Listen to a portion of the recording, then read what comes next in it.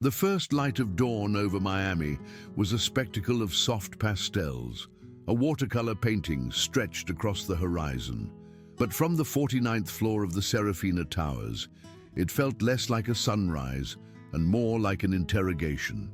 The light, sharp and clinical, sliced through the panoramic windows of the penthouse, illuminating every particle of dust dancing in the refrigerated air. For Arthur Vance, this was the start of a silent pilgrimage through a space that was legally his but had never felt like home. He rose from the guest room sofa, where he'd slept for 3 years, the fine Italian stitching a constant reminder of a chasm too wide to cross in the master suite down the hall. The white Thassos marble under his bare feet was unforgivingly cold, a grounding shock he had come to welcome.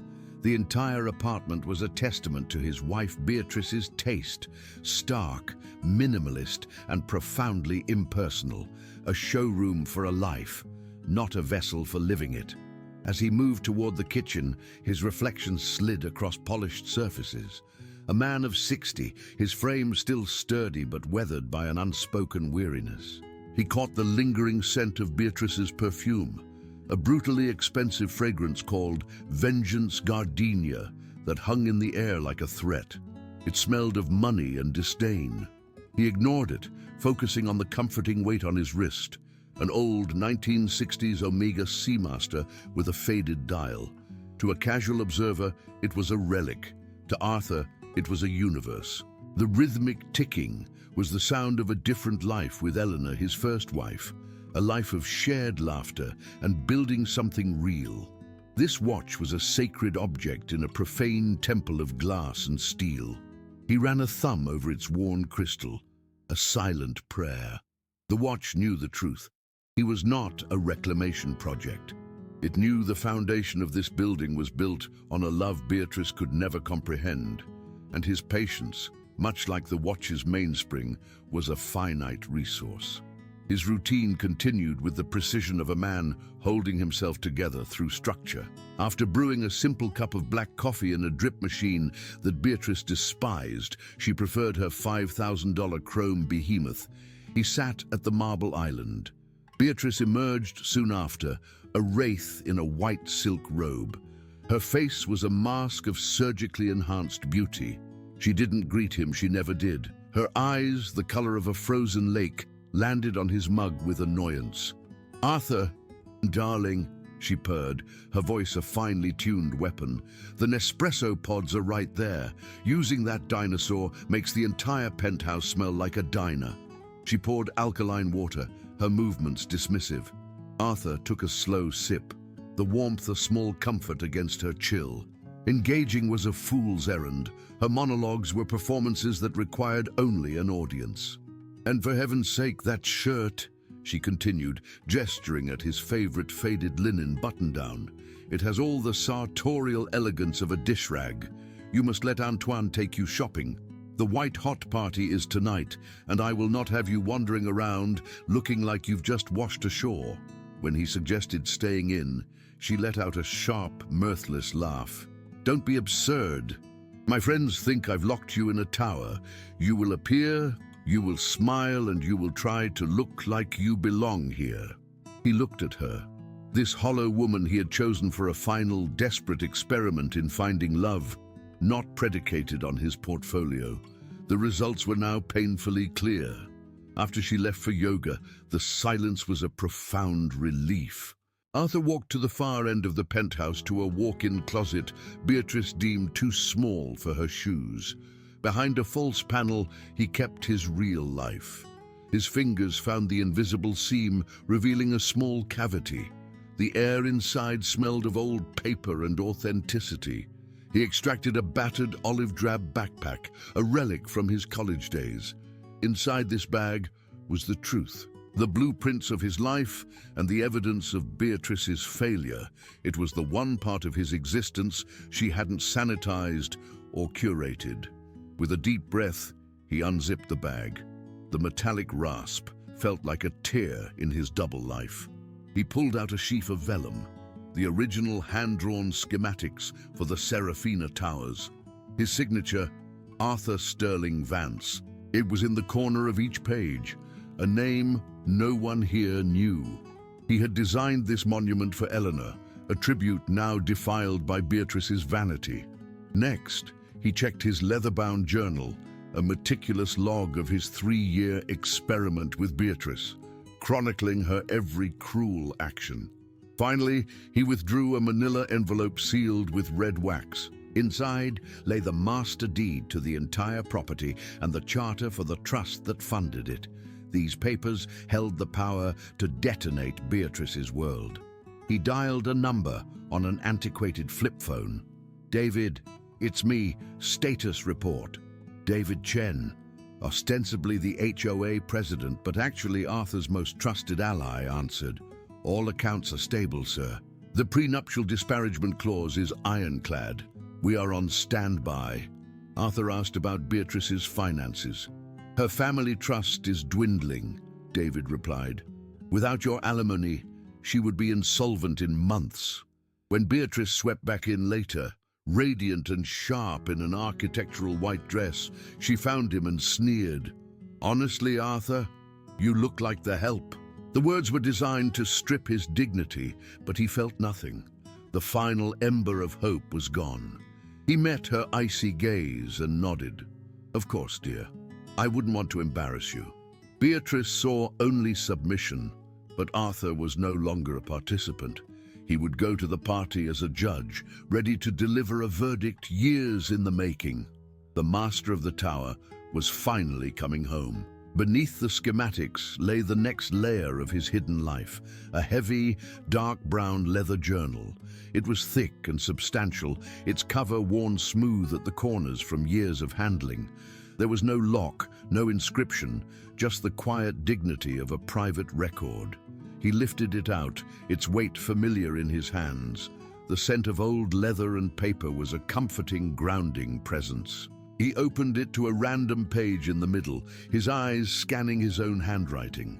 This was the logbook of the experiment, the meticulous, dispassionate accounting of his life with Beatrice. The early entries, written in a fluid, hopeful script, detailed his first impressions. Her beauty, her supposed charm, his cautious optimism that he had found someone who could see past the quiet, unassuming persona he had adopted. He had documented their first dates, her laughter, the fleeting moments where he allowed himself to believe that this could be real. But as he flipped through the pages, the entries grew shorter, the handwriting tighter, more clinical. The narrative shifted from one of hope to one of observation.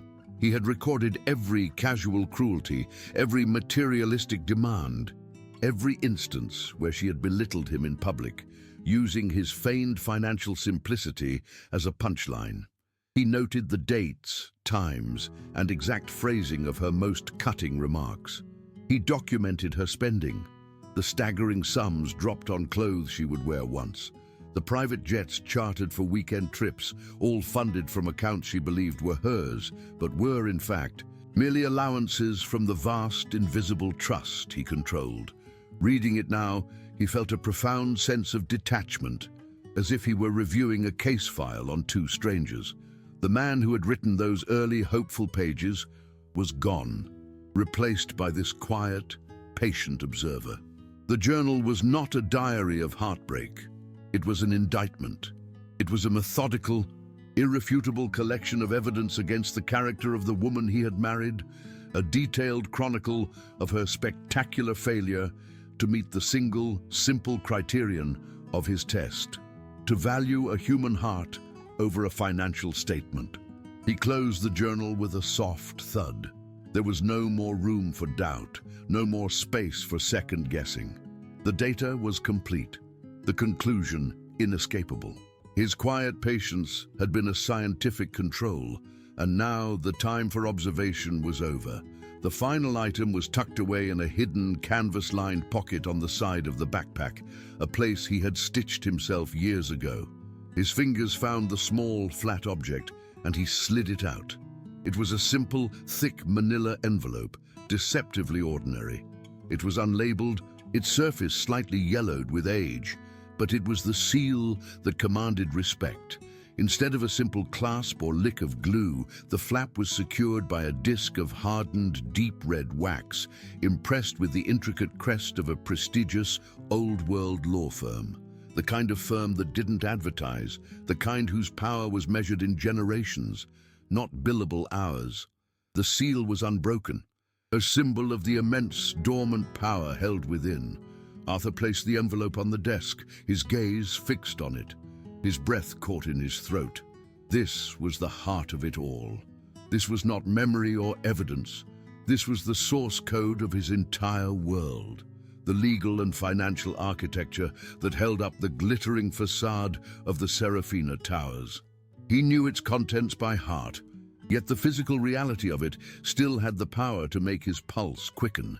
Inside this unassuming paper envelope lay the master deed to the entire property, a document that named Arthur Sterling Vance as the sole, unencumbered owner of the land and every structure upon it. Alongside it was the charter for the Serafina Holdings LLC, the silent, impenetrable corporate entity through which he owned everything, its existence known only to him, David Chen, and two deeply loyal attorneys. And finally, there was the founding document for the Perpetual Maintenance Trust, the multi-hundred-million-dollar endowment he had established to ensure the building and its grounds would be immaculately maintained forever. The very fund that paid the salaries of the security guards who would likely be called upon to humiliate him later that evening. These were not photocopies or digital files stored on some vulnerable cloud server. They were the originals, the legally binding, physically tangible instruments of his absolute authority. The irony was so profound it was almost comical. Beatrice, in her penthouse kingdom, believed she was the queen, bestowing her favor upon a lowly consort. She had no idea that she was living, breathing, and scheming in a gilded cage that he had built, that he owned, and that he could, with the simple act of breaking this wax seal, dismantle completely. The sheer, crushing weight of the power contained in that simple envelope felt like a physical force in the room, and he knew that the time to wield it was finally, terrifyingly close. With his arsenal reviewed and his resolve hardened into something as inflexible as the tower's steel frame, he carefully repacked the backpack. Each item was returned to its place with the deliberate, focused motions of a soldier preparing his gear for a decisive battle. The schematics were rolled and secured with a fresh rubber band from his desk. The journal was placed beside them, its leather cover a dark, silent witness. The manila envelope, the epicenter of his power, was slid back into its hidden pocket. He zipped the bag, the rough, metallic sound, now feeling less like a violation and more like the chambering of a round. He secured the backpack in its hidden compartment, the click of the panel closing a final, definitive punctuation mark. The secrets were safe once more, but they would not remain dormant for long. He then reached into his trouser pocket, bypassing the sleek, modern smartphone Beatrice insisted he carry for appearances, and pulled out a small, antiquated flip phone. It was a cheap, disposable, pay-as-you-go device, utterly untraceable and used for only one purpose. He flipped it open, the plastic creaking slightly, and the small, low-resolution screen glowed to life. He dialed a number from memory, a number that connected him to the true center of his operational web. The phone rang twice, a tinny electronic sound, before a calm, professional voice answered. Chen. It was David Chen, the man the residents knew as the painfully dull president of the Homeowners Association, a master of bureaucratic minutiae and tedious budget presentations. In reality, he was Arthur's most trusted advisor, the discreet CEO of his hidden empire, and the loyal guardian of the Vance legacy. "David, it's me," Arthur said, his voice a low murmur, barely disturbing the silence of the closet. "Status." There was a soft rustle of papers, the sound of efficiency. "All frameworks are stable, sir," David replied, his tone crisp and immediate. "The quarterly review of the Maintenance Trust is complete. All legal teams are on 24-hour standby as instructed. The prenuptial agreement's public disparagement and moral turpitude clauses are, as you know, ironclad.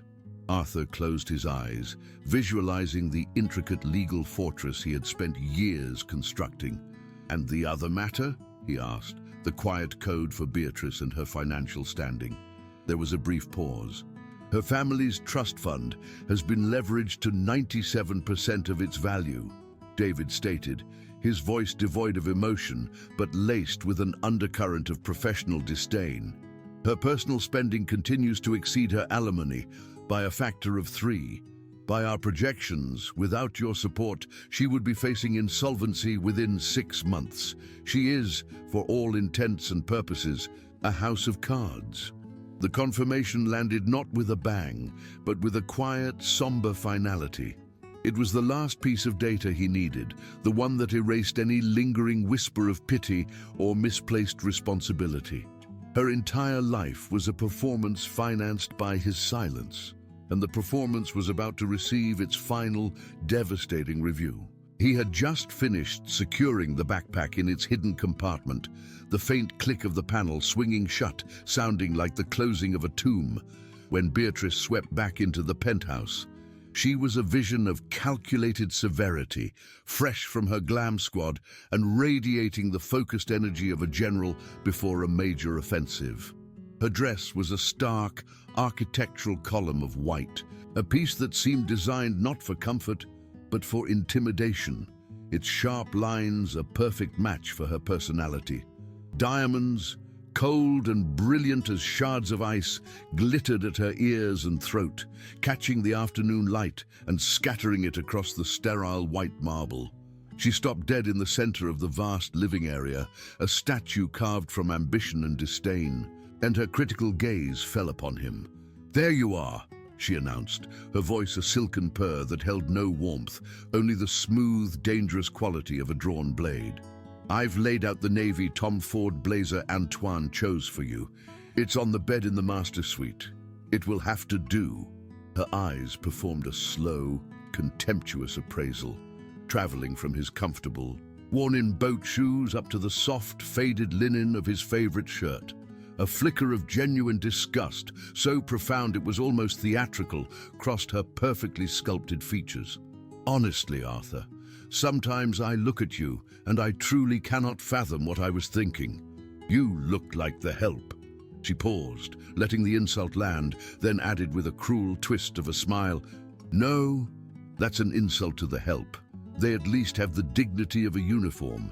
The words, honed over 3 years of practice, were designed to flay him, to strip away the last vestiges of his self-worth, a relentless campaign of psychological warfare waged with designer labels and casual cruelty. But this time, the intended wound did not bleed. He felt no sting, no familiar flush of shame or anger. In its place, there was only a vast, serene emptiness, the final microscopic ember of hope he had harbored, the foolish, persistent belief that somewhere beneath the layers of Balenciaga and bitterness there was a person worth saving, was finally, completely extinguished. He saw her then not as his wife, not even as an adversary, but as a finished portrait, a case study in profound human failure. The experiment was concluded, the results tabulated and confirmed. He met her icy, expectant gaze, and for the first time in their marriage, he did not flinch or look away. A slow, deliberate nod was his only reply. "Of course, dear," he said, his voice a placid, even tone. "I wouldn't want to embarrass you at your party." The acquiescence was so absolute, so devoid of its usual weary resignation that it should have sounded an alarm. But Beatrice, utterly deafened by the roar of her own ego, heard only the sweet music of submission. A small, satisfied smirk played on her lips before she turned and glided away to attend to some final, critical detail of her impending triumph. Arthur watched her go, a ghost in the home he had built, a silent king disguised as a court jester. He would go to her party, he would wear the blazer, he would play the role of the pathetic reclaimed old man one final magnificent time. But he would not be attending as her husband or her accessory.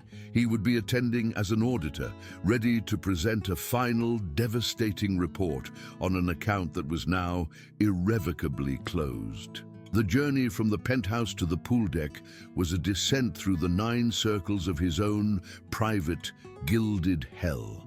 The elevator, a silent wood-paneled box, moved with unnerving smoothness, its quiet hum a stark contrast to the frantic, insistent thumping that had begun in his own chest. He wore the navy blazer she had selected. Its fabric was exquisite, the cut impeccable, but it felt like a costume, a straitjacket of someone else's design, constricting his shoulders and reminding him with every movement of the role he was meant to play. As the doors slid open on the pool level, he was hit by a wall of sensory information. The air, thick with the cloying sweetness of night-blooming jasmine, was cut through with the sharp, chemical tang of chlorine and the mingled, competing clouds of dozens of brutally expensive perfumes.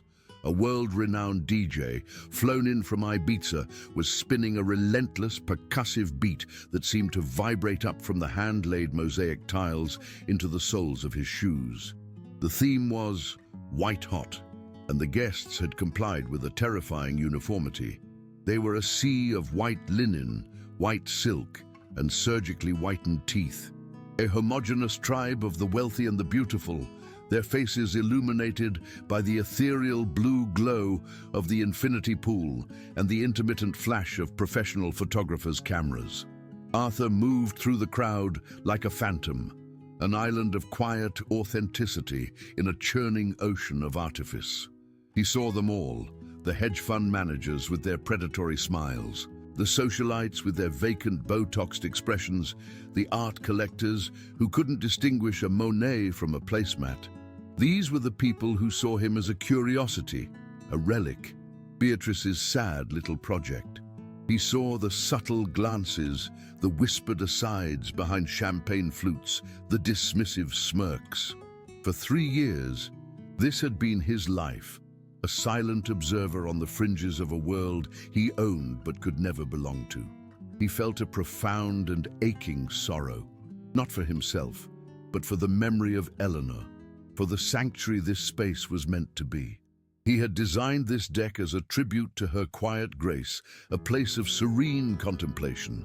Now it was a theater of vanity, a noisy, vulgar stage for the celebration of everything she was not. He was no longer just an observer. He was the guardian of a desecrated shrine, and the time for silent prayer was over. He found a secluded spot near a cluster of perfectly angled palm trees, trees he had personally selected and positioned to frame the sunset, and leaned against the cool, smooth trunk. From this vantage point, he had a clear view of the central cabana, which Beatrice had transformed into her personal throne room. She was holding court, a radiant queen in the center of her glittering, sycophantic web. Her laughter, a high, musical sound that never quite reached her eyes, pealed across the deck, drawing the attention of everyone in her orbit. Her friends, a coterie of women who seemed to have been assembled from the same factory of plastic surgery and ruthless ambition, hung on her every word, their own laughter a fraction of a second behind hers, a chorus of calculated approval. Arthur watched the performance with a kind of clinical detachment, the last vestiges of personal pain giving way to a cold, analytical curiosity. He was a scientist observing the final, predictable behavior of his subject. He saw the way she touched a favored guest on the arm, the subtle, dismissive flick of her eyes as someone she deemed unimportant tried to engage her, the practiced way she angled her body toward the nearest photographer. It was all a magnificent, hollow performance.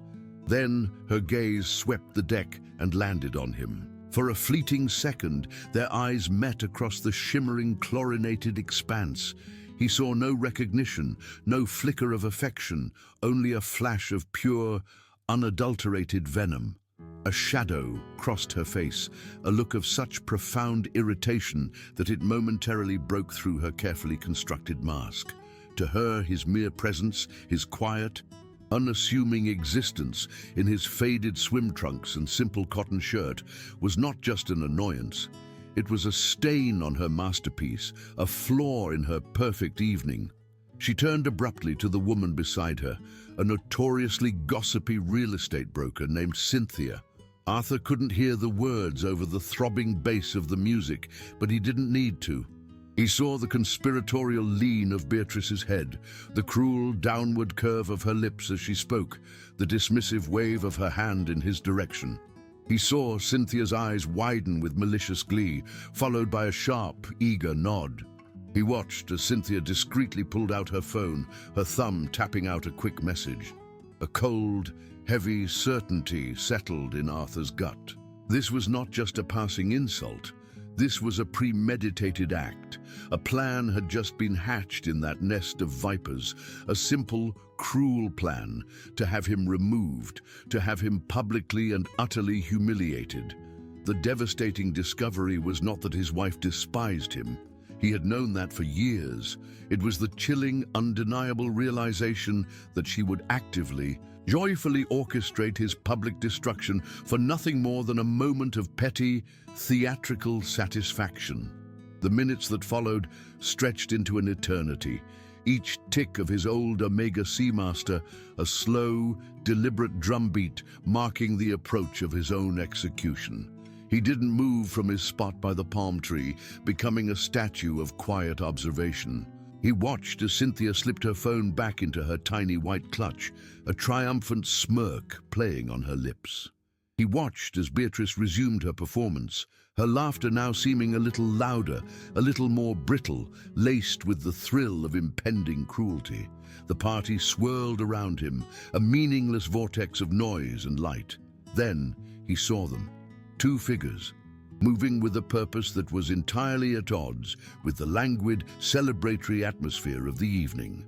They were the tower's security guards, their uniforms a crisp, immaculate white that perfectly matched the party's theme, their faces impassive, professional masks. They moved through the crowd with a polite, inexorable force, a pair of sharks gliding through a school of brightly colored, oblivious fish.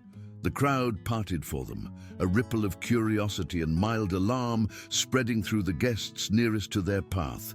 The music seemed to stutter, the relentless beat momentarily losing its hypnotic power as dozens of heads turned, following the guard's trajectory. Their path was direct, unambiguous. They were heading straight for him.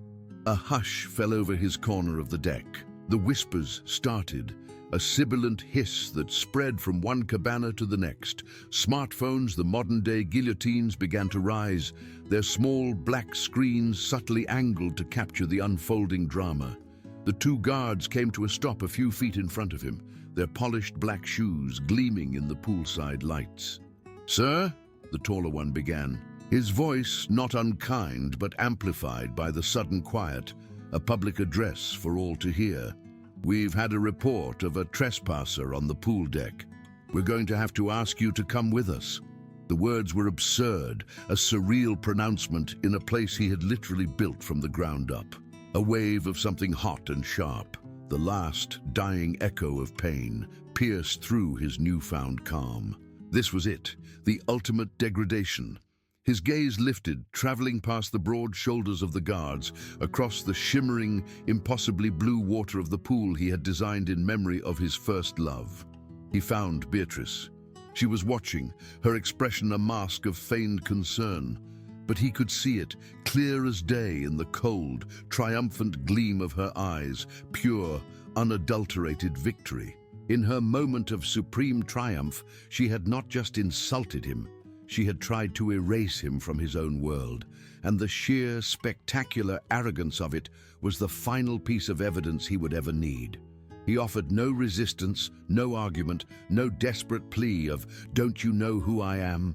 To do so would be to play a part in her squalid little drama, to give her the satisfaction of a struggle.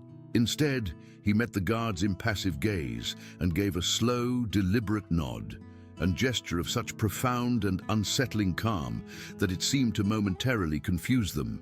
The experiment was over. The data was collected. All that remained was the presentation of his findings. The guards, recovering their professional composure, fell into position, one on each side of him.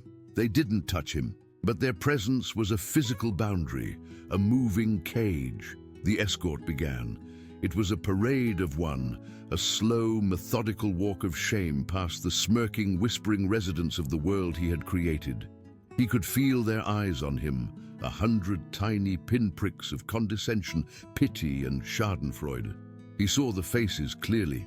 The banker who had once sneered at his old Mercedes, the plastic surgeon's wife who had loudly wondered how Beatrice could stand being seen with him, the young tech billionaire who treated him with the bored indifference reserved for furniture. He catalogued each face, each smirk, each whispered comment that reached his ears. He was not a man being shamed. He was a king, taking a final inventory of the traitors in his court before passing sentence. As they neared the grand archway that led back to the lobby, he reached into his pocket, his movements unhurried and precise. He bypassed the sleek, modern smartphone Beatrice insisted he carry, and his fingers closed around the familiar, worn plastic of his old flip phone. The anachronistic device felt like a talisman in his hand, a piece of his true, hidden life. With a flick of his thumb, he opened it, the small, low-resolution screen casting a faint green glow on his face. He pressed a single button, a speed dial programmed long ago for this very contingency. The phone on the other end rang only once before it was answered by a calm, familiar voice. "Chen." Arthur brought the phone to his lips, his voice a low, steady baritone that did not betray a single tremor of the cold. Seismic fury building within him. He did not break his stride as he spoke, his gaze fixed on the double glass doors ahead. "David," he said, the sound of his own voice a grounding force. "It's done. Call the emergency general meeting. Tomorrow morning, 9 a.m. He paused for a beat, letting the weight of the command settle. "And David, instruct the legal team to activate the public disparagement and moral turpitude clauses in the prenup. Effective immediately." In the heart of his public humiliation, surrounded by his enemies, Arthur Vance had just quietly, calmly, and irrevocably declared war. The glass doors to the lobby slid open with a soft pneumatic hiss, and the guards escorted him into the vast, empty space. The thumping bass of the party music was instantly muffled, reduced to a distant, pathetic pulse, the sound of a dying heart. Here, under the soaring 30-foot ceilings and the cold, recessed lighting of the grand lobby he had designed, their duty was complete. "Have a good evening, sir," the taller guard said, the professional courtesy now sounding utterly absurd. They turned without another word and walked back toward the pool, back to the world of light and noise and champagne, leaving him alone in the cavernous silence. He stood motionless on the cool Thassos marble, the same unforgivingly cold stone that was in his penthouse, his feet planted firmly on the foundation of his own empire. The air here was still and refrigerated, smelling faintly of lemon polish and the sea. He was an exile in his own kingdom, cast out of a party he was unknowingly hosting. The pain of Beatrice's betrayal was a physical thing, a deep, cold ache in his bones. The sorrow of a man who had made one last foolish wager on the goodness of humanity and had lost in the most spectacular fashion imaginable. He had wanted so little, not love, perhaps not even affection, but simple, decent respect. A partner who valued the quiet man over the loud portfolio. Instead, he had found a predator who, upon sensing no immediate financial gain from him, had decided he was more valuable as sport. The pain was real, but something else was rising to meet it, something harder and colder and infinitely more powerful. It was the chilling, clarifying rage of a patient man whose patience had finally been exhausted. He looked down, seeing his own distorted reflection in the polished black marble accent tiles on the floor. He did not see the pathetic old man Beatrice had tried to create.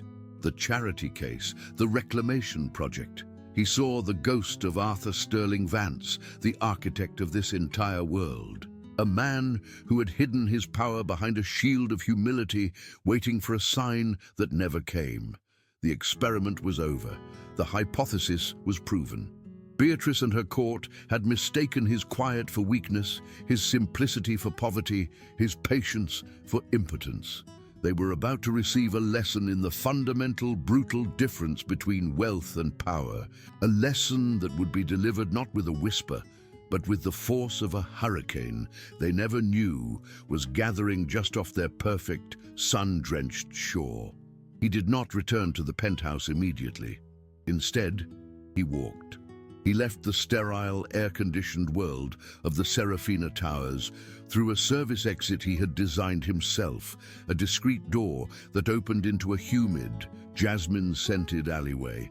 The Miami night air, thick and salty, was a welcome shock to his system, a real and tangible thing after the manufactured perfection of the party. He walked for what felt like hours, his boat shoes slapping softly against the pavement, the rhythmic sound a counterpoint to the chaotic thrumming in his chest. He passed neon-lit bars, spilling music and laughter onto the streets, past quiet, darkened storefronts, and along the waterfront, where the inky blackness of the bay was dotted with the distant lights of container ships. He wasn't wandering aimlessly, he was recalibrating. The cold, clarifying rage that had bloomed within him in the lobby was now settling, hardening from a molten emotion into something solid and purposeful, like tempered steel. He was no longer the subject of an experiment. He was the scientist, the judge, and now the executioner. The humiliation he had endured was not a personal wound to be nursed, but a final, necessary catalyst. It was the pressure that turns carbon into a diamond, or in this case, a quiet, unassuming man into an instrument of precise and devastating justice. He thought of Eleanor, of her quiet strength, her unwavering belief in his talent, her gentle disdain for the very kind of ostentatious cruelty he had just witnessed. This tower, this monument to her memory, had been desecrated by Beatrice's vanity, and that was a sin he could no longer abide. He stopped at a deserted pier, the weathered wood groaning under his weight, and looked back at the skyline. The Serafina stood tallest, a glittering spear of light against the velvet darkness, his silent masterpiece. He had built it, he had funded it, he had filled it with people who saw him as less than nothing. The quiet patience had been a shield, but they had mistaken it for a white flag. He felt the old omega on his wrist, its gentle ticking a steady, faithful heartbeat. It was a reminder of a life built on substance, not spectacle. He took a deep, steadying breath, the salt air scouring his lungs, and turned his back on the ocean. The time for observation was over. The time for silent, meticulous, and total deconstruction had just begun. He re-entered the penthouse through the same service channels he had used to leave, ascending in a freight elevator that smelled of grease and cleaning solvents, a world away from the rosewood-paneled cars the residents used. The sprawling apartment was dark and silent, a mausoleum of white marble and glass. Beatrice had not yet returned. She would still be downstairs, basking in the afterglow of her triumph, accepting condolences from her friends about the terrible ordeal of having a vagrant interrupt her perfect party. The thought sent a fresh, cold current of resolve through him. He walked directly to his closet office, the space a testament to her disregard for him, and retrieved not the backpack, but a single, sleek, and utterly anonymous piece of technology. It was a satellite phone, a heavy utilitarian device with its own dedicated encrypted network, a tool for a world where privacy was paramount and conversations could topple empires. He sat at the small desk, the chair cool against his skin, and dialed a number that was not stored in any device, but existed only in his memory. The connection was instantaneous, the line utterly clear, devoid of the faint hiss of a normal call. A voice answered on the first ring, a voice as dry and precise as old parchment. Mr. Vance. It was Julian Croft, the senior partner at a law firm so old and powerful its name was spoken in whispers in the halls of finance and government. Croft was a man who had handled Arthur's family affairs for 40 years, a silent custodian of the Vance fortune and its many complex legal fortifications. "Julian," Arthur said, his voice low and even, the sound absorbed by the clothes hanging around him. "The contingency we discussed, codenamed White Hot. It is time to activate it." There was no surprise in Croft's voice, only a quiet and professional readiness. "I see. All preparations are in place. The initial filings can be executed at 800 hours tomorrow. Shall I proceed with the full spectrum?" The full spectrum was their code for a scorched earth legal assault. "Full spectrum," Arthur confirmed. "I want injunctions placed on all joint accounts and credit lines by sunrise. I want the legal team to prepare the formal notification of the dissolution of marriage, citing the moral turpitude and public disparagement clauses of the prenuptial agreement. And I want the emergency summons for the Homeowners Association General Meeting prepared for David Chen to issue. The meeting will be at 9 a.m. sharp." Croft absorbed the instructions with a simple, "Understood." He then added a rare hint of something other than business in his tone. "Arthur, are you quite certain? Once this process begins, it will be conclusive." Arthur looked around the small, dark closet at this life of feigned simplicity and quiet desperation. He thought of the sneering faces around the pool, of Beatrice's triumphant, hateful eyes. "Julian," he replied, his voice as cold and hard as the marble floors outside the door, "I have never been more certain of anything in my life." After ending the call with Julian Croft, Arthur's work was far from over. The legal gears were now turning, a massive and inexorable machine grinding into motion in the pre-dawn hours. But the financial aspect required his direct personal touch. He turned from the satellite phone and opened a drawer in the small desk, retrieving a laptop that was as unassuming as his flip phone. It was a hardened military-spec device, matte black and devoid of any logo, its operating system a custom-built fortress of encryption. He powered it on, and the screen glowed with a simple text-based interface, demanding a series of complex alphanumeric passphrases that he typed from memory.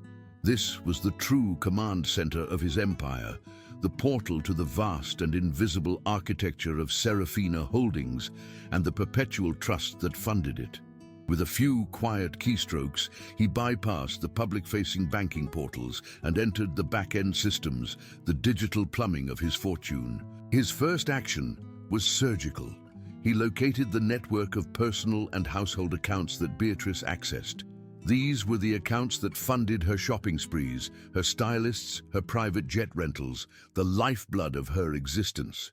With a series of commands, he didn't close them, which would have been too obvious, but instead lowered their credit and transfer limits to $1. The accounts would still appear active, but any transaction of substance would be silently, inexplicably declined. Next, he moved to the core of her perceived security, her alimony. The prenuptial agreement stipulated a generous monthly payment, funds that were automatically transferred from a designated trust account. Arthur accessed the trust's charter, which he himself had written, and activated a dormant clause, Clause 117B, the Material Breach Protocol. This clause, triggered by a demonstrable act of moral turpitude, allowed the trustee himself to immediately divert all payments into a holding escrow pending legal review. With a final command, he executed the transfer. The river of money that had sustained Beatrice's world had just been dammed at its source. She would wake up in the morning a queen, but a queen whose kingdom was, unbeknownst to her, completely and utterly insolvent. He watched the lines of code confirm the transactions, a series of green "execute success" messages scrolling up the screen. There was no sense of triumph, only a grim, quiet satisfaction. The feeling of a surgeon who has just cleanly and successfully excised a malignant tumor. He had not destroyed her. He had simply removed the scaffolding of his own making, And now he would watch as the hollow structure of her life collapsed under its own weight. He had just finished his silent, digital coup de grace when he heard the faint chime of the private elevator arriving at the penthouse floor. He quickly powered down the laptop, stowed it and the satellite phone back in their hidden compartments, and composed himself. The door to the master suite slid open, and Beatrice glided in, a conquering hero returning from battle. She was flushed with victory and champagne, her eyes glittering with a malicious energy that made her look both beautiful and monstrous. She kicked off her diamond-studded heels in the middle of the living room, a gesture of careless ownership, and turned to him. He had moved to the kitchen and was pouring himself a simple glass of water, his back to her. "Well, that was a night," she said, her voice dripping with a feigned weary sigh. "Honestly, Arthur, you have the most spectacular talent for creating a scene. My friends are all so worried about you." Cynthia felt just terrible about the misunderstanding. She paused, waiting for him to turn, to react, to give her something to work with. He remained still, his silence a blank canvas onto which she could project her narrative. "I smoothed it over, of course," she continued, her tone shifting to one of magnanimous condescension. "I told everyone you were just overwhelmed, that you sometimes get confused. People were very understanding." She finally walked over to him, her expensive perfume a suffocating cloud around her. She placed a hand on his arm, her touch as cold as the marble countertop. "I do hope you've learned something tonight, darling. This world, it has rules, and when you don't play by them, you embarrass not just yourself, but me. And that is something I simply will not tolerate." He finally turned to face her, his expression carefully neutral, his eyes revealing nothing of the storm raging within him. He looked at this woman, this stranger who wore his wife's face, and felt a profound and chilling pity. She was so utterly convinced of her own power, so blind to the reality of her situation, that she was walking through a minefield she had laid herself, believing it was a victory garden. He gave a slow, almost imperceptible nod. "You're right, Beatrice," he said, his voice quiet and level. "I was out of line. It won't happen again." The words, the complete and total capitulation, were the sweetest music to her ears. A genuine, triumphant smile spread across her face. "Good," she said, patting his arm dismissively. "Now, if you'll excuse me, I have to get my beauty rest." It was an exhausting evening, managing all that drama. She turned and walked toward the master suite, her hips swaying with the confidence of a woman who believed, with every fiber of her being, that she had just won the war. The moment the master suite door whispered shut, Arthur's placid mask dissolved, replaced by an expression of cold, diamond-hard focus. He did not sleep. Sleep was a luxury for a time when the battle was over. Now was the time for meticulous preparation. He returned to the closet office, the small, cramped space that had been his sanctuary and was now his war room. This time, he retrieved the worn, olive-drab backpack, its familiar weight a grounding presence in the sterile silence of the penthouse. He laid its contents out on the small desk, not as memories, but as exhibits for the prosecution. He worked with the quiet, intense precision of an architect finalizing the blueprints for a demolition. First, he took the thick manila envelope containing the original deeds and trust documents. Using a small, high-resolution scanner he kept in the closet, he created perfect digital copies of each page, his hands steady, his movements economical. The name, Arthur Sterling Vance, appeared again and again, a ghost from a past he was about to resurrect. Each scan was a nail being hammered into the coffin of Beatrice's life at the Serafina.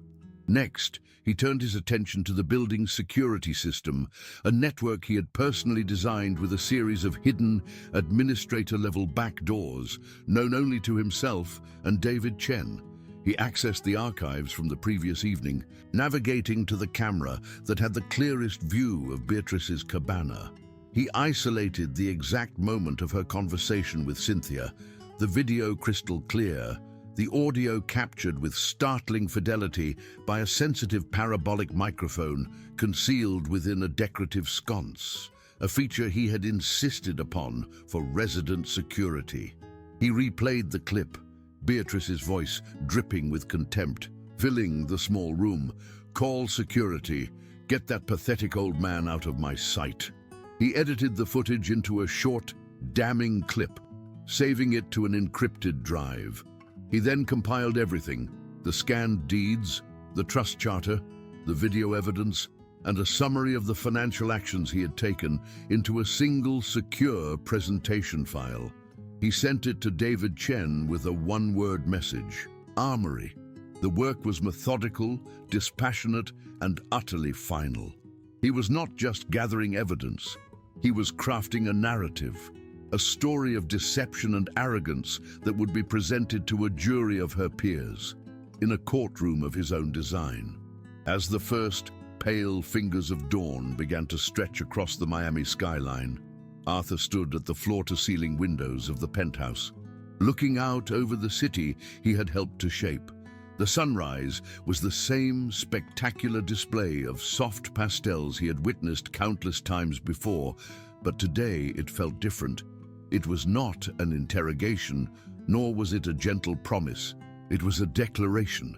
The light, as it washed over the glass and steel of the city, felt like a disinfectant, a cleansing fire that was about to burn away the rot that had infested his life. He was not the same man who had woken on the guest room sofa just 24 hours earlier. That man, the quiet, patient observer, was gone, replaced by someone more formidable, someone who had been dormant for years, Arthur Sterling Vance. He turned from the window and walked not to the guest room, but to the far end of the master suite's enormous walk-in closet, a space larger than his first apartment. In the very back, behind Beatrice's racks of white dresses, was a section of his own clothes that she had deemed too drab to be displayed and had ordered hidden away. From this sartorial graveyard, he pulled out a garment bag he hadn't touched in 3 years. Inside was a suit of a quality that made the Tom Ford blazer Beatrice had forced on him look like a cheap imitation. It was bespoke, hand-stitched on Savile Row, a dark charcoal wool that seemed to drink the light. The fabric felt heavy and substantial in his hands, a stark contrast to the worn, soft linen he was used to. This was not a costume, it was a uniform, the armor of a man who commanded boardrooms and moved markets. He dressed with a deliberate, ritualistic slowness. The crisp white shirt, the silk tie knotted with perfect precision, the heavy, perfectly polished leather shoes. Each item was a piece of his old life, a life of power and influence he had willingly set aside for his experiment. As he shrugged on the jacket, he caught his reflection in the mirrored wall. The man looking back was a stranger, older, his face etched with the weariness of the past few years, but his eyes held a fire that had long been banked. They were the eyes of a builder, an architect, a man who understood that before you can create something new and beautiful, you must first clear the site, and sometimes that requires a controlled and absolute demolition. The sun was higher now, its light no longer the soft, forgiving watercolor of dawn, but a harsh, clinical glare that bleached the white marble floors to an almost painful brilliance. Beatrice emerged from the master suite precisely at 8:05 a.m., her timing as predictable as the tides. She was not a woman who languished in bed. She attacked the day with the same ruthless efficiency she applied to her social calendar. She was already dressed in a severe cream-colored sheath dress, her hair pulled back in a tight, immaculate chignon, her face a mask of serene, determined focus. She looked like a woman preparing to close a hostile takeover, which, in a way, she was. When her eyes, the color of a frozen lagoon, fell upon Arthur, she paused for a fraction of a second. He was standing by the panoramic windows, already dressed in his charcoal suit, his back to her, as he watched a yacht slice through the turquoise water of the bay far below. The sight of him, not in his usual faded linen, but in this armor of quiet, undeniable quality, momentarily threw her off her rhythm. A flicker of confusion, perhaps even a hint of unease, crossed her features before being ruthlessly suppressed. She quickly recalibrated her narrative. He was trying to impress her. He was afraid. Last night's humiliation had finally broken him, and this was his pathetic attempt to show her he could be the man she wanted. A desperate, last-ditch effort to apologize and cling to the life she had so graciously provided. The thought solidified her resolve, transforming her momentary confusion into a renewed surge of contemptuous power. This would be even easier than she had imagined. She glided to the chrome monstrosity of an espresso machine, its violent gurgles and hisses filling the cavernous silence. She didn't offer him a cup. She never did. With her steaming mug in hand, she turned, her expression one of practiced, weary gravity. "Arthur?" she began, her voice a low, melodic purr that was more dangerous than any shout. "We need to talk." He turned slowly from the window, his movements unhurried, his face an unreadable mask of placid neutrality. He simply met her gaze and waited. The silence stretched, a weapon she was used to wielding. But today, it seemed to have no effect on him. He was a stone wall against which her usual waves of psychological warfare crashed and dissipated. "I think," she continued, placing her cup on the marble island with a soft click, "that you know what this is about. Last night was the end." Her use of the word end was deliberate, a theatrical finality designed to shatter him. She expected a reaction, a flinch, a protest, a flicker of fear. She received nothing but his calm, unwavering attention and the quiet, steady ticking of that ridiculous old watch on his wrist. The sound was a faint, almost subliminal counterpoint to her monologue, an infuriatingly persistent rhythm that seemed to mock the gravity of her pronouncement. The foundation of her victory speech was predicated on his anticipated collapse, and his refusal to crumble was beginning to feel like a structural flaw in her entire plan. She gestured toward the enormous white leather sofa that dominated the living area, a piece of furniture that was as beautiful to look at as it was uncomfortable to sit on. "Please, sit down," she said. The command softened by a tone of feigned compassion that was more insulting than open hostility. Arthur complied without a word, moving with a quiet dignity that she found profoundly irritating. He sat not on the edge of the cushion like a supplicant, but squarely in the center, his posture erect, his hands resting calmly on his knees. He looked less like a man about to be discarded and more like a king holding court. The image was so incongruous with her internal narrative that she had to force it from her mind. From a sleek leather briefcase she had placed on the glass coffee table, she withdrew a document folder bound in dark blue leather. The embossed logo of a notoriously aggressive downtown law firm gleaming in the morning light. The sound of the folder opening was a crisp, definitive snap in the quiet room. She laid the papers on the table between them, a series of thick, high-quality bond sheets filled with dense, intimidating text. "I have had my lawyers draw up a separation agreement," she announced, her voice taking on the smooth, practiced cadence of a corporate presentation. "I think you'll agree, been more than generous." Her fingers, adorned with a diamond that could have funded his old architectural firm for a year, tapped on the first page. "I am not a cruel woman, Arthur. Despite your spectacular failure to adapt to this life, and despite the profound public humiliation you caused me last night, I am prepared to offer you a clean break." She began to outline the terms, a one-time lump sum payment that sounded significant to a man she believed had nothing, but was, in reality, less than she spent on couture in a single season. The transfer of the title of his old Mercedes as if it were a grand concession. A small, furnished condo in a respectable but thoroughly unfashionable part of Fort Lauderdale. "It will be enough for you to live out your days in the quiet, simple manner to which you are so stubbornly accustomed," she concluded, her words a masterclass in condescension. She pushed a final document across the table, a multi-page non-disclosure agreement, bristling with clauses that would legally forbid him from ever speaking about her, their life, or the Serafina Towers again. "You will be erased from this world," she said, not as a threat, but as a statement of fact. "And I believe in the end, you'll be happier for it." If you're enjoying this story of betrayal, where the villain believes she has already won, then please like this video and let us know what you think is about to happen.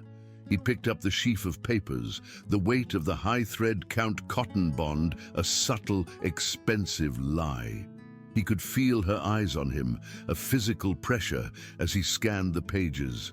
She was watching for the telltale signs of devastation, the tremble in his hands, the watering of his eyes, the sharp intake of breath as the reality of his new, diminished life set in. His complete and utter stillness was unnerving to her. He wasn't reacting. He was simply reading. His gaze moved methodically from line to line, his expression as neutral as if he were perusing a restaurant menu. Inside, however, a very different process was taking place. He wasn't reading the words. He was marveling at the sheer, breathtaking arrogance of the document itself. He recognized the legal boilerplate, the aggressive, one-sided clauses favored by her pit bull of an attorney. He saw the numbers, the pathetic settlement figure, the insulting valuation placed on his assets. It was a work of art, a monument to her complete and total miscalculation of the man she had married. It was the final, perfect data point in his 3-year experiment. He could almost hear Julian Croft's dry, papery chuckle if he were to ever see this amateurish attempt at financial annihilation. Arthur's mind was a whirlwind of activity, cross-referencing these paltry terms with the multi-billion-dollar asset portfolio he controlled, contrasting this flimsy NDA with the ironclad moral turpitude clauses in their actual prenuptial agreement, which his own legal team had drafted.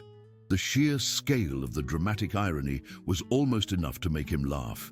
He was a giant being handed a restraining order by an ant, and the ant was so proud of its work.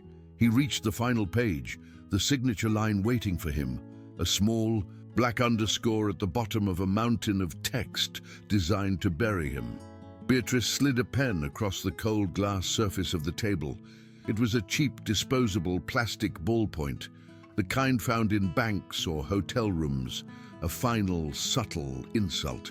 He looked at the pen, then back at her. Her face was a mask of triumphant pity.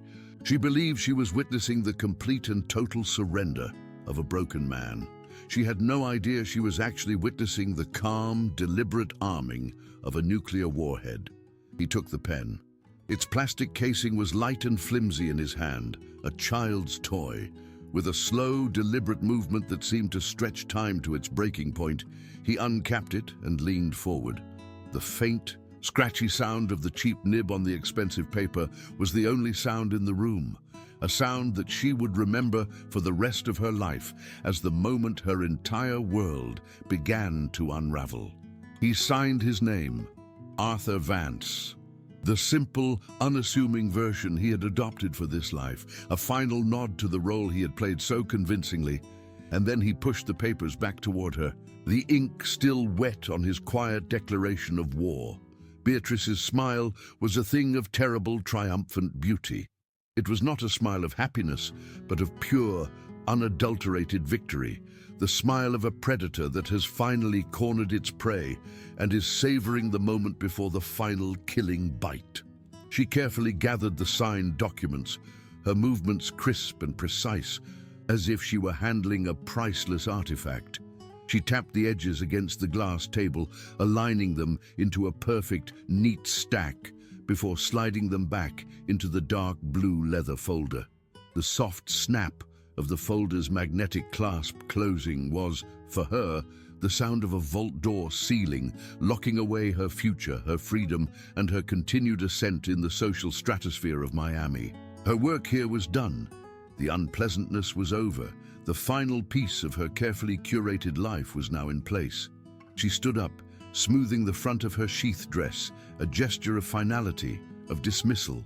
"Well," she said, her voice now devoid of even its feigned compassion, replaced by a brisk, businesslike chill.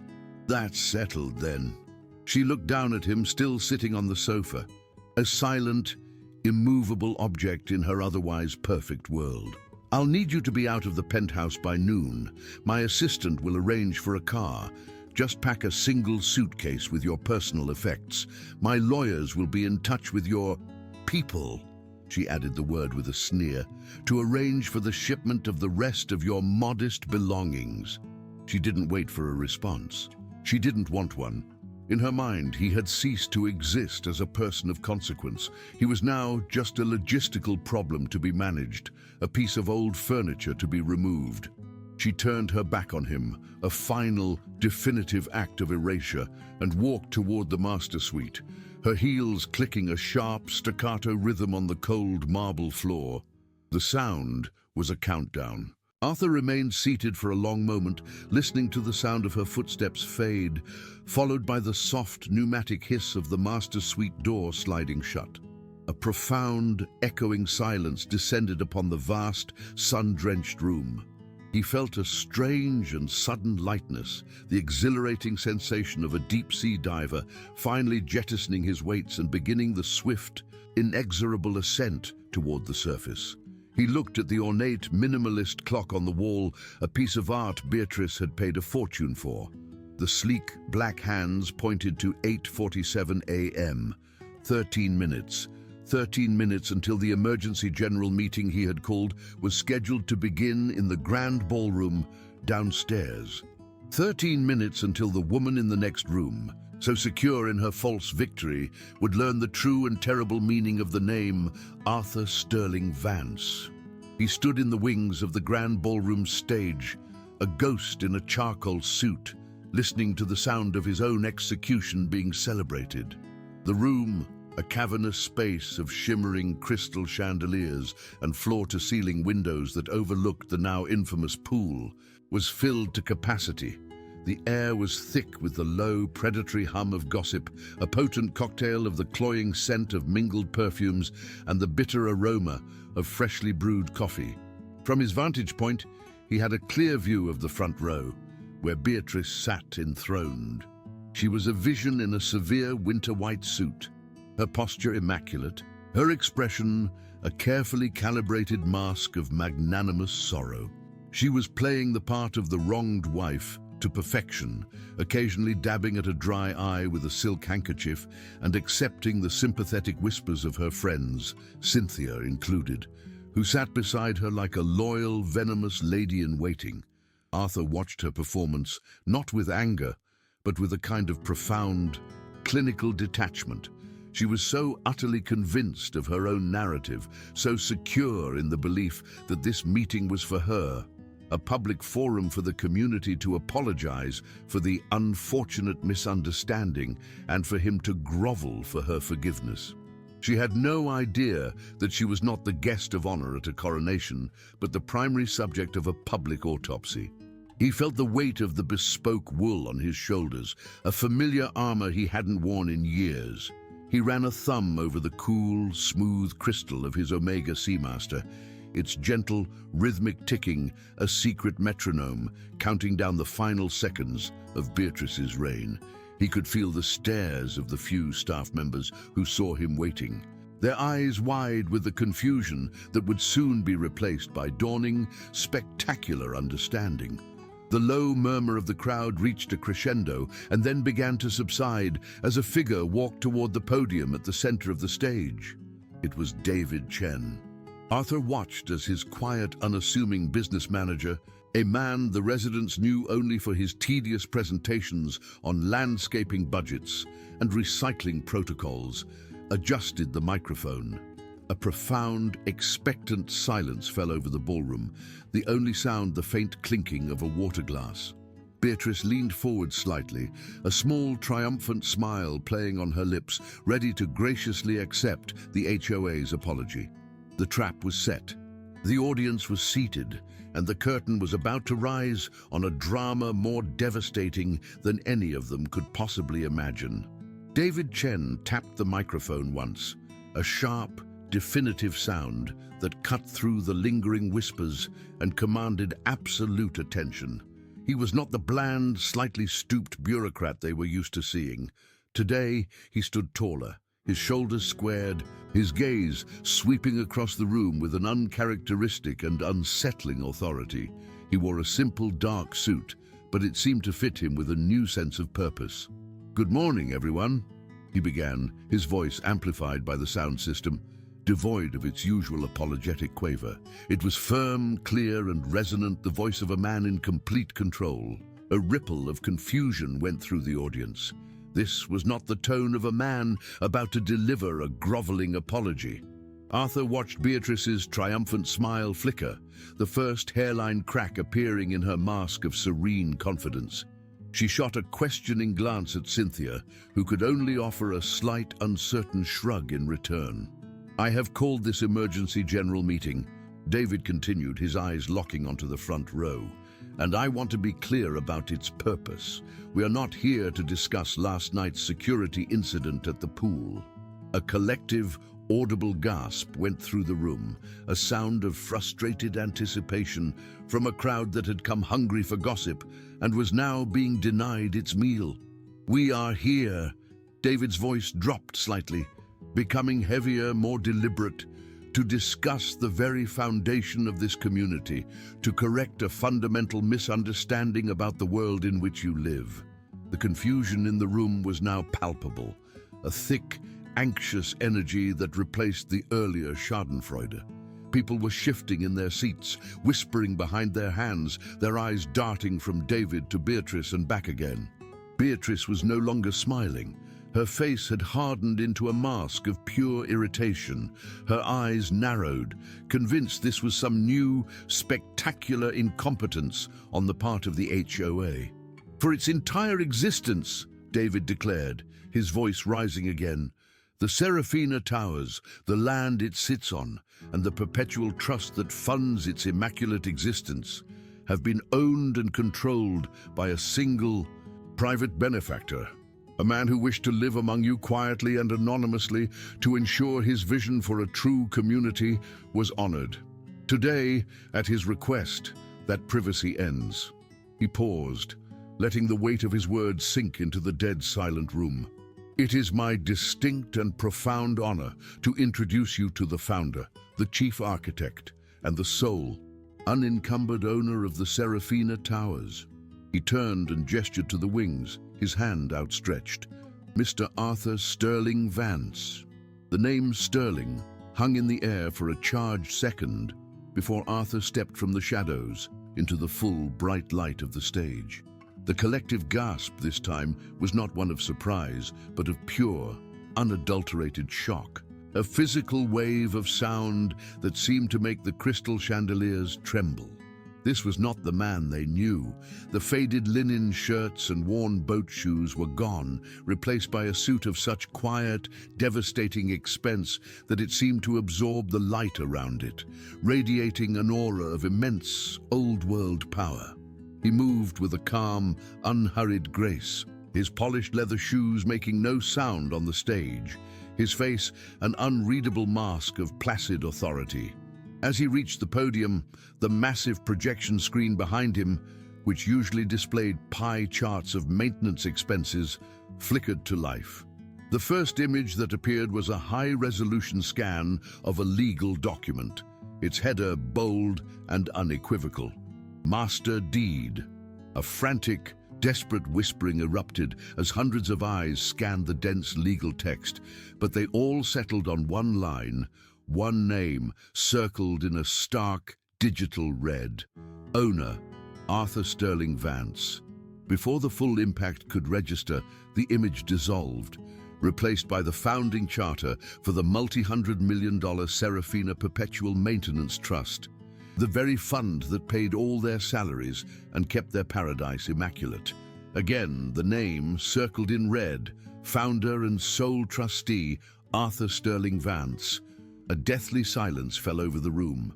The frantic whispering died, replaced by the sound of 100 minds trying to reboot, to reconcile the image of the pathetic old man from the pool with the financial titan, whose name was now plastered 30 feet high behind him. And then the screen changed again. It cut to crystal clear, high-definition security footage. The scene was the poolside cabana from the night before. The image was sharp, the audio captured with terrifying fidelity. Beatrice's face filled the screen, her features twisted in a sneer of pure contempt. Her voice, their queen's voice, echoed through the ballroom, dripping with a venom that was impossible to misinterpret. "Call security! Get that pathetic old man out of my sight!" The color drained from Beatrice's face as if a plug had been pulled from her soul. Her own words, her own casual, spectacular cruelty were now a public indictment, played out for the very people she had spent her life trying to impress. The video faded to black, but her voice, and the ugly truth it carried, seemed to hang in the air like a toxic poison, leaving a silence so profound it felt like the end of the world. Arthur stepped to the microphone, the sharp, definitive click as he adjusted it, the only sound in the cavernous, tomb-like silence. He looked out not at the crowd, but past them, his gaze fixed on the shimmering turquoise water of the pool, visible through the massive windows. He took a slow, deliberate breath, and when he spoke, his voice was not loud, but it carried a weight and authority that commanded absolute, terrified attention. "As of this morning," he began, his tone as calm and steady as a surgeon's hand, "my marriage to Beatrice is over." He paused, letting the simple, brutal finality of the statement land. He then turned his gaze from the window and let it sweep across the front row, finally settling on the frozen, ashen face of the woman in white. "Our prenuptial agreement, which was drafted by my legal team, not hers, contains a rather stringent moral turpitude and public disparagement clause, which she apparently overlooked in her haste to sign. It is now in full and immediate effect. All assets, accounts, and privileges acquired during our marriage are, as of 8:00 a.m. this morning, forfeit." A low, horrified moan escaped from someone in the front row. Beatrice sat perfectly still, a statue of ruin, her eyes wide with a terror so profound it seemed to have paralyzed her. She was a queen who had just learned that her throne, her castle, and the very ground her kingdom was built on had never been hers. "Furthermore," Arthur continued, his eyes now moving across the wider audience, lingering for a fraction of a second on the faces of those who had whispered, sneered, and smirked at him for 3 long years. "A new bylaw is being added to the HOA Charter, effective immediately. Any documented act of malicious gossip, public shaming, or intentional discrimination against a fellow resident will be considered a material breach of your residency agreement. The result will be the swift, non-negotiable, and legally binding termination of that agreement." The threat was delivered with such quiet, chilling finality that it was more terrifying than any shout. He had not just taken back his life, he had taken control of all of theirs. Finally, he turned his gaze back to the pool, a flicker of genuine, deep-seated emotion crossing his face for the first time. And one final order of business.